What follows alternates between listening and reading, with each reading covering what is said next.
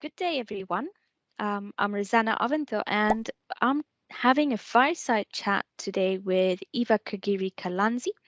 And today we'll be reflecting on research processes and practices and research projects in the context of responsible global academic partnerships. Nice to have you here, Eva. Thank you, Rosanna, and thank you for having me. And I'm really excited to be having this conversation with you, specifically in the context of the training that's been planned by UNIPID on responsible global academic partnerships. Perfect. So let's get into it. Eva, what lies at the core of inequitable partnerships? Because I think this is the core of what we're discussing. What makes a partnership inequitable? I think there's many things that could be mentioned here, but I'd especially like to draw on results from a recent study where I was supporting a UK funder to collect responses from different organizations and research institutions and funders from the global south and also from the UK, evaluating about how they perceived equitability and equitable practices in their institutions and with their partners and funders. And one of the things that emerged from that study was power dynamics. The issue of power specifically was framed in the context of financial flows and how this then in turn impacted how Southern partners felt that their value was uh, then recognized and how their value was perceived and appreciated in research partnerships, and generally in terms of also things like agenda setting and their contribution to general research projects and academic and even research outputs that emerge from those research projects. Perfect. This is a very interesting start, and I'm just wondering about these power dynamics and how do you do you feel that this impacts on institutional support for researchers in the global north and south? So what differentiates the researchers in the global north and the global south, and what do global north researchers need to be aware of?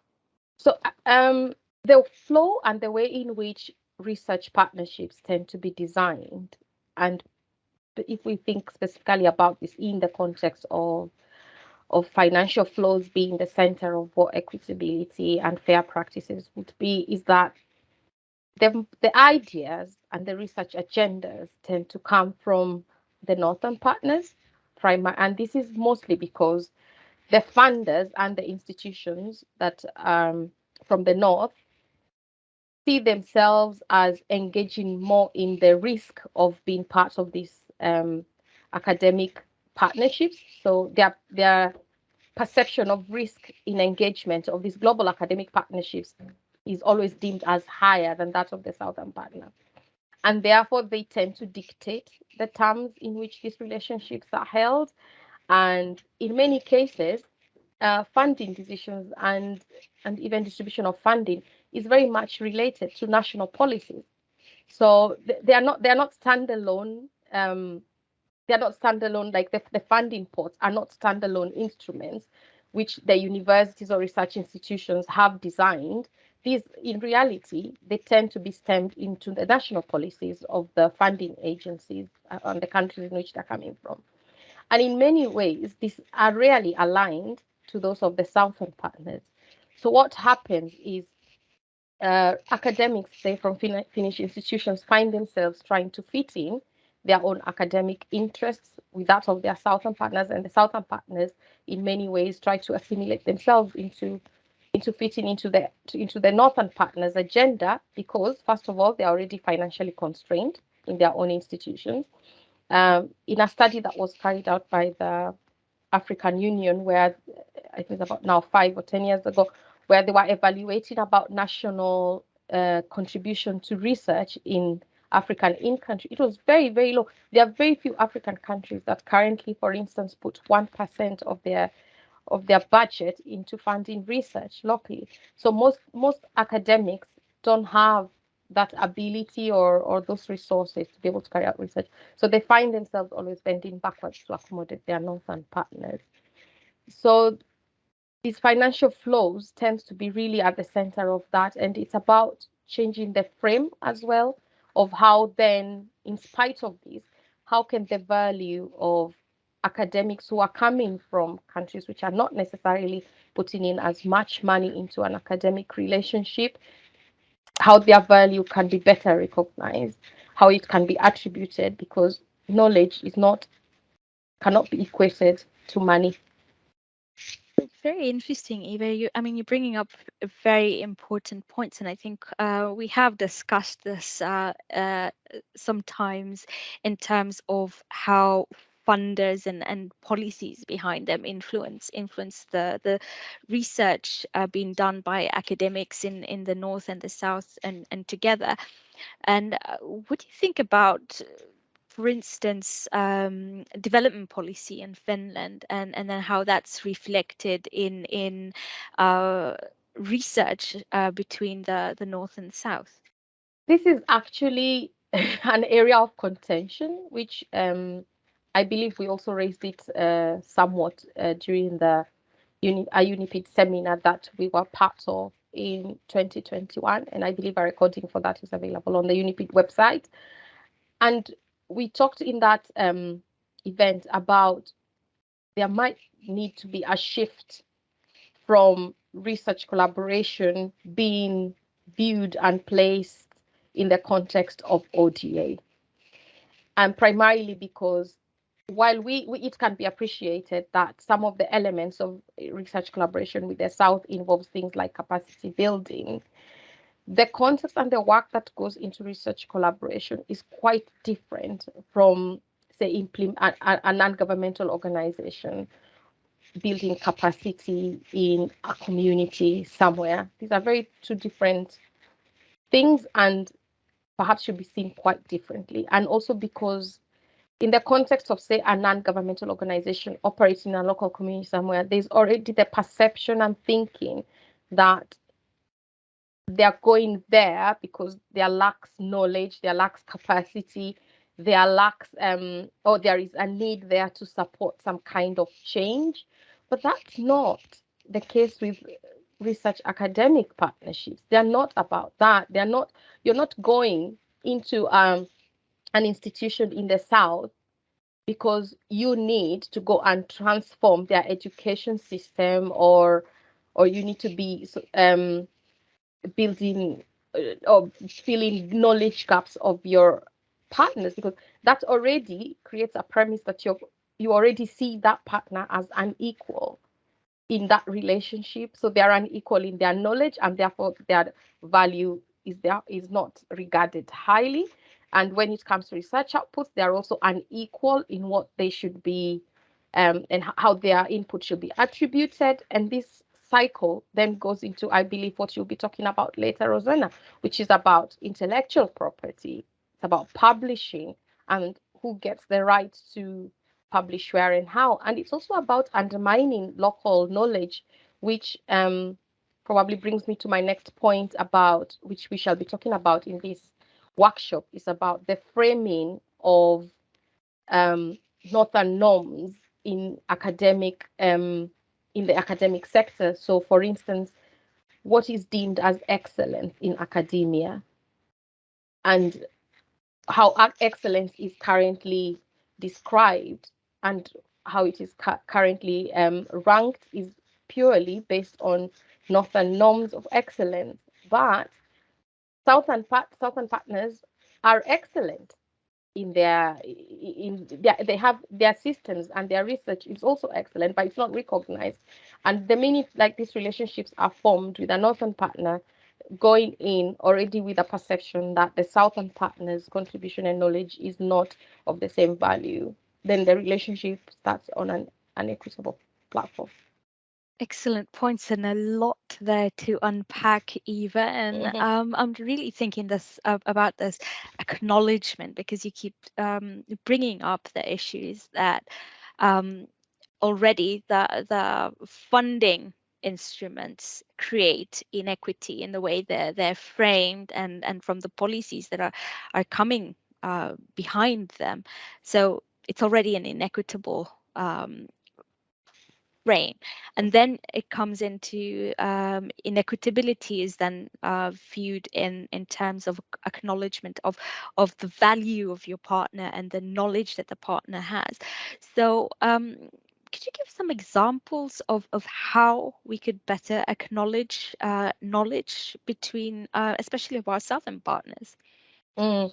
So the first thing that comes into mind, which I believe, Rosanna, you're going to delve into as well, is in funding projects. One of the things that tends to sort of not be included is in relation to publishing costs of research.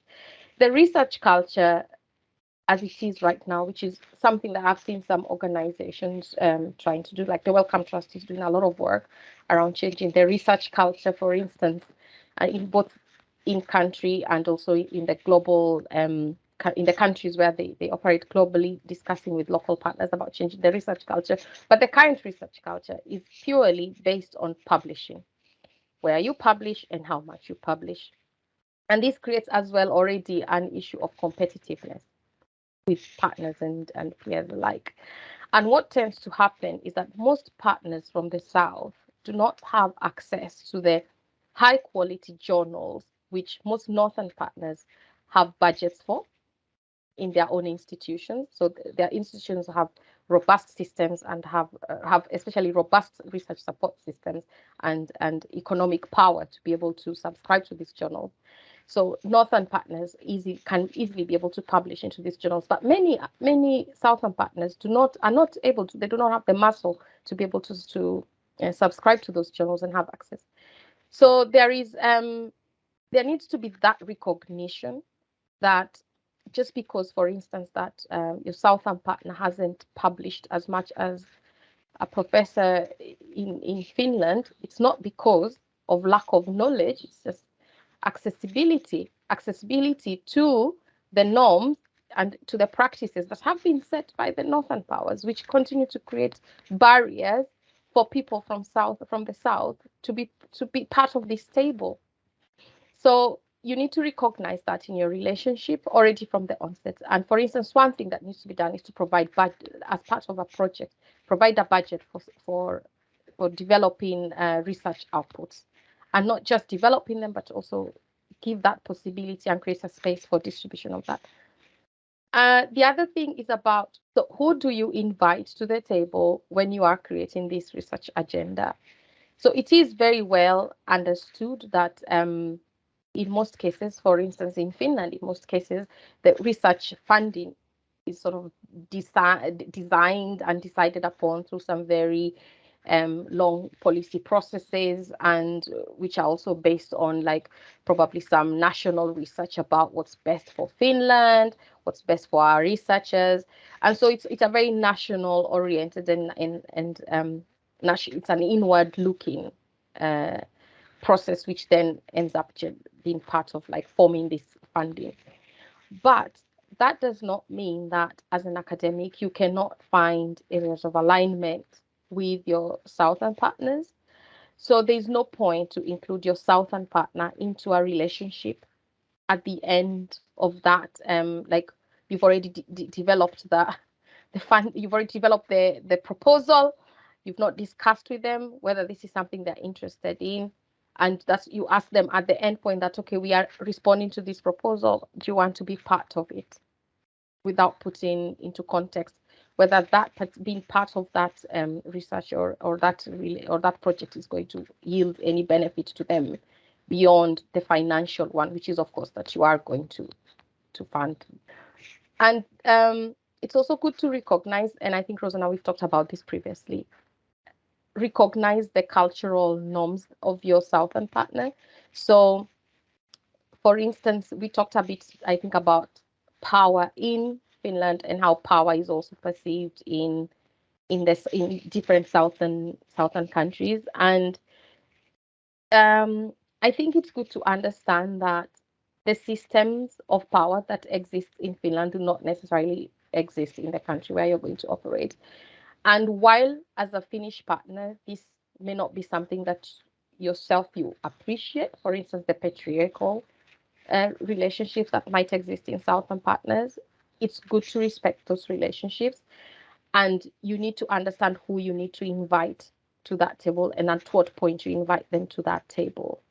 So, for instance, just engaging with an academic without thinking or talking to that academic partner as to whether there needs to be somebody else who should be invited to the table for them to be able to drive their own research project in that institution forward is a mistake, because many academics may not necessarily have the same power that an academic in Finland might have.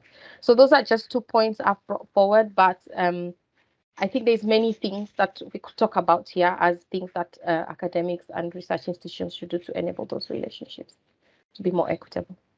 Yeah, a lot of points, and I'm really looking forward to your training so we can delve into those topics more. However, there's one thing I would like to ask you specifically about language, because I know Samir Kazi has talked about language in terms of privilege, and English language is privilege, and English languages being the lingua franca for academia. So how do you when you look at research partnerships and between the global south and the global north, and acknowledging all the different languages that our partners use, how could we make research more accessible with language? Yeah, so thanks, Rosanna, for bringing that up. And I'd advise everyone to watch Samia Chass's learning bites about privilege. Um, so the issue of language is actually quite interesting because, first of all, it's I think it's common knowledge that English is the dominant language of research, and as such, it can be both an empowering tool or a disempowering tool. It's an empowering tool in the sense that being one language that's common in this sector, it creates a kind of level field for people being able to say publish in like reaching the masses, if we can say that. But of course, I say that also from recognizing that not everybody speaks English. I mean, Finland itself, English is not a first language. It's probably actually a third language if we were to think that Swedish is the second language. And in many southern countries, we could probably count how many where, even though English is the formal language in those countries, people still speak in reality their own other local languages. So English still tends to be sort of like it's a formal, but it's also a second language, if we could think about that. So in that way, it can be said that okay, it sort of then brings these very diverse groups of people together because then they use it as a common word.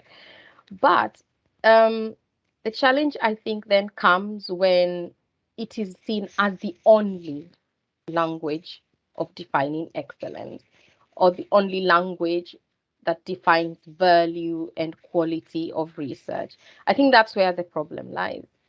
And I don't know if this is something that really like that, Finnish, like the Finnish academia can do it. I must say, like, Finland as a country have been quite good at maintaining Finnish as a publishing language.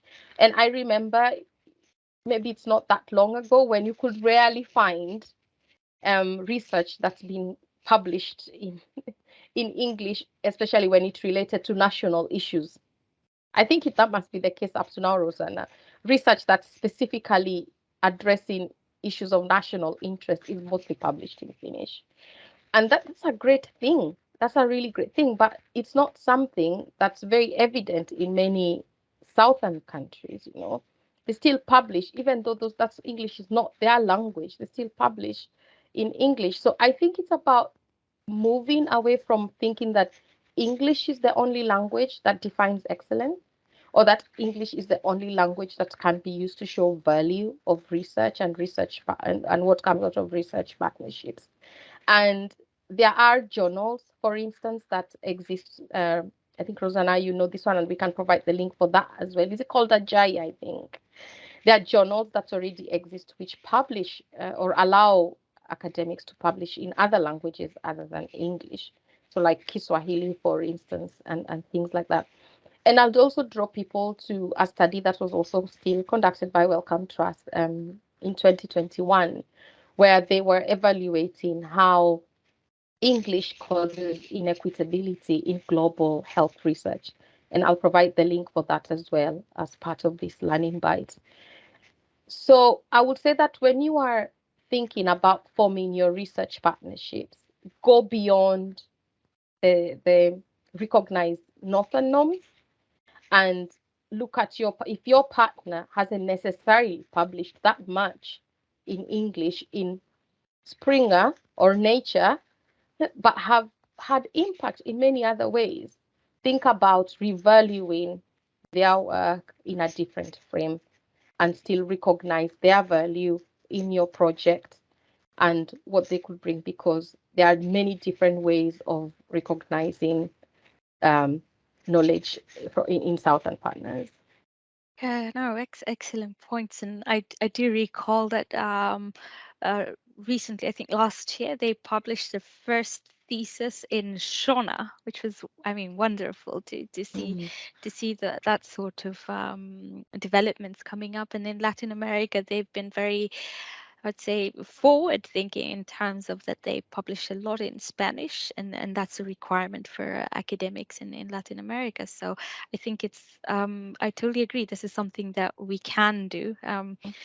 We don't use Latin anymore, and that was that was that was the lingua franca then. So why not change to Kiswahili or something else, some other language as well? So there's space for equitability in terms of language. Yeah, I totally agree. So Eva, maybe I would like to ask you, 6 words or less. What are the Mm. characteristics of a responsible, equitable research project? Um, I think I can think very quickly of three, and forgive me, I think yes. So I think mutual respect is one. So respecting your partner, what they bring on the table. Inclusion. So who are you inviting to the table? And I will have an exercise after this where we do a kind of self-reflection on that. Redistribution of power. So we've talked a bit about power in the context of financial flows and how this translates to how power is then perceived, understood, and felt with Southern partners. So thinking about redistribution of power so that there are other ways in which the Southern partner can feel that they also have power within the research projects and within the relationship. Shifting resources. This is probably something that maybe academic institutions can't specifically do by themselves in Finland, because it's very much related to funder policies.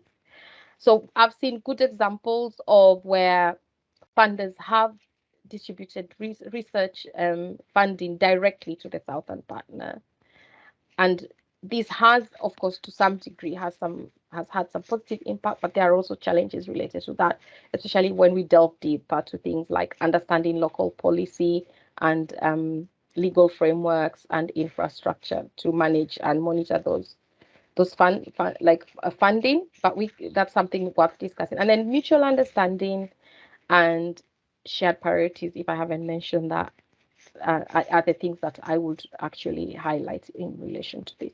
Okay, then what can Northern researchers do to enable and support equitability and responsibility in their research partnerships? Now, think about this like before, after, and before, during, and after the research. Mm. Without sounding like I'm repeating what I have already said, um, I think if you think about how relationships begin, so this is the before part. In most cases, there might be a southern academic or southern partner approaching a northern partner, or it could be vice versa. And sometimes in the northern relationship, it's also like reactory, because it's in relation to a call that's come out, and then suddenly the northern partner remembers, oh, there's this person I worked with before, now there's this call, I need to be talking to them about whether they should be part of this.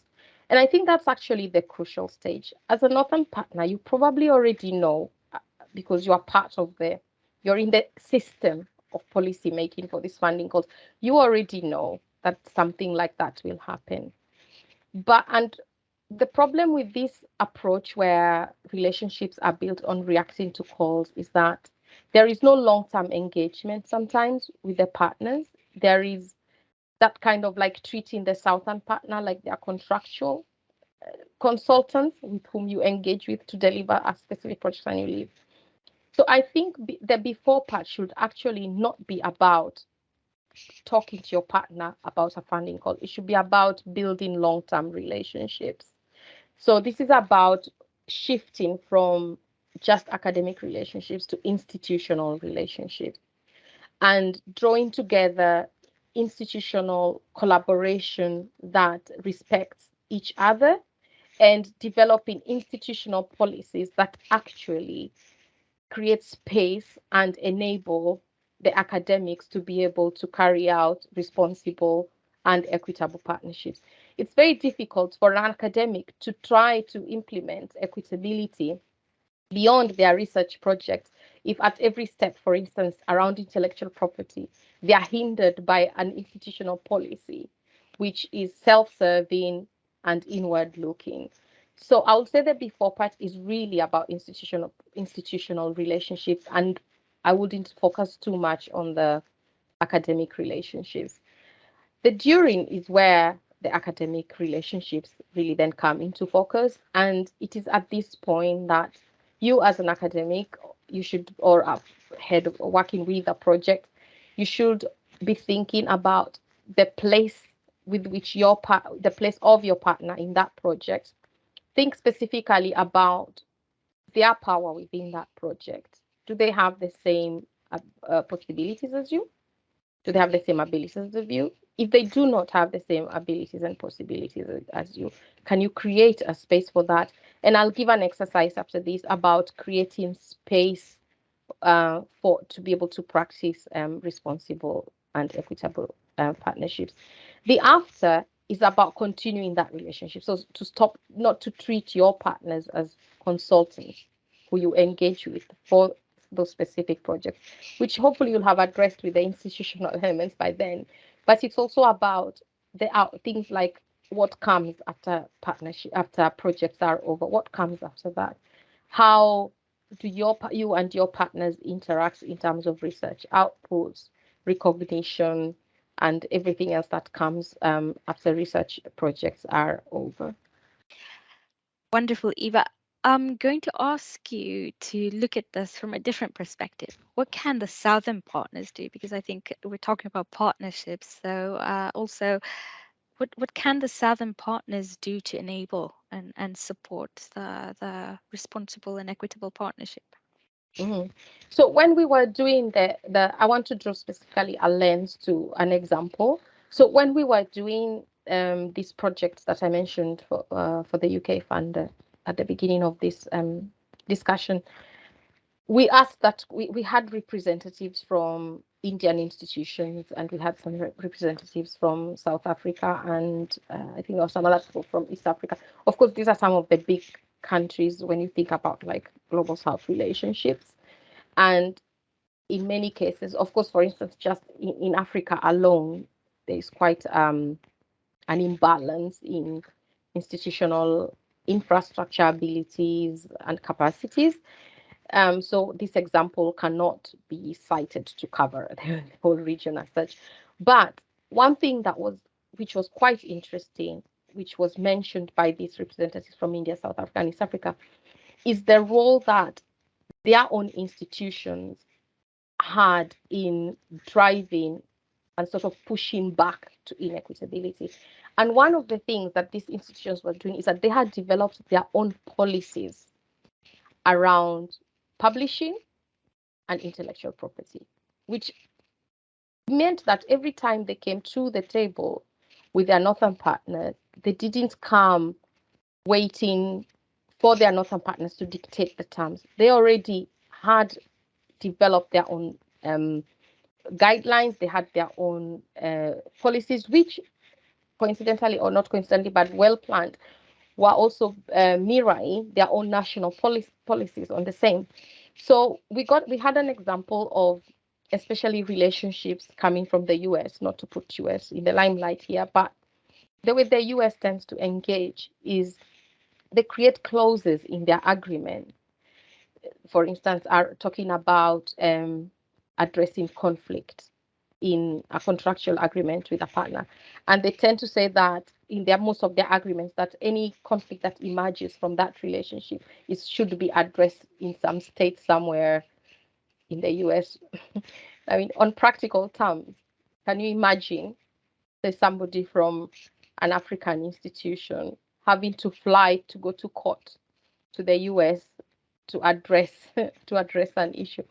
So what happened was the example we got was that these institutions had developed a policy where they would push back by saying they would refuse to have these clauses, and they'll say that this issue will be dealt with in the country where it emerges. So if the issue emerges in South Africa, then the US it's going to be tried in a South African court. If it happens in the US, then they're ready to fly to the US to deal with that issue in a US court. But I think also having your own policies, like Southern institutions having their own policies and having a point or a standpoint which sort of protects and also give them as can give them that can bring a balance to power. So they're coming into this already themselves having the power to negotiate and to be able to say this is our standpoint and this is what we want to push for. So and this is something that needs to happen probably in many southern institutions for them to become more sensitive and advocacy around developing their own policies around these issues. That was a great example, and I'm just reflecting a little bit on how we've managed that sort of issue is also to choose a third country midway between the two countries where then you can litigate that. So that's also another way Mm. that can work. And I think the important point that I'm drawing here is that we need to acknowledge the that the southern institutions need that acknowledgement, and to acknowledge and recognize their institutions as equal Mm. partners, and bringing to the table um, knowledge in the same way as the northern partners are bringing knowledge, even though there are uh, inequalities in let's say institutional and financial capacities in a sense. So but I think that the message here is that we need to recognize these, and then, actually negotiate, sit and have a proper negotiation, and not just rush into a partnership without really thinking about the effects long term. If to summarize what you're saying,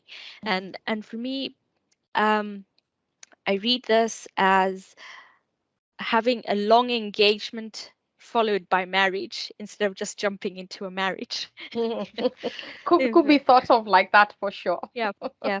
I like to use these sort of you know visualizations to actually look at this first. And so, Eva, I would like to say thank you for this lovely chat, and I'm really looking forward to your training. So thank you so much, and we'll see you later. Thank you, Rosanna. And yeah, I look forward to the workshop as well. Something we didn't mention here that we are going to be talking about then, of course, is about research methods as well. So the framing of research methods and research questions. We focused a bit more about the research projects here and the partnerships and how these are then framed. But yeah, we can discuss in depth during the workshop to include those. Thank you, Rosanna. Perfect. I'm looking forward to this. So goodbye. Bye.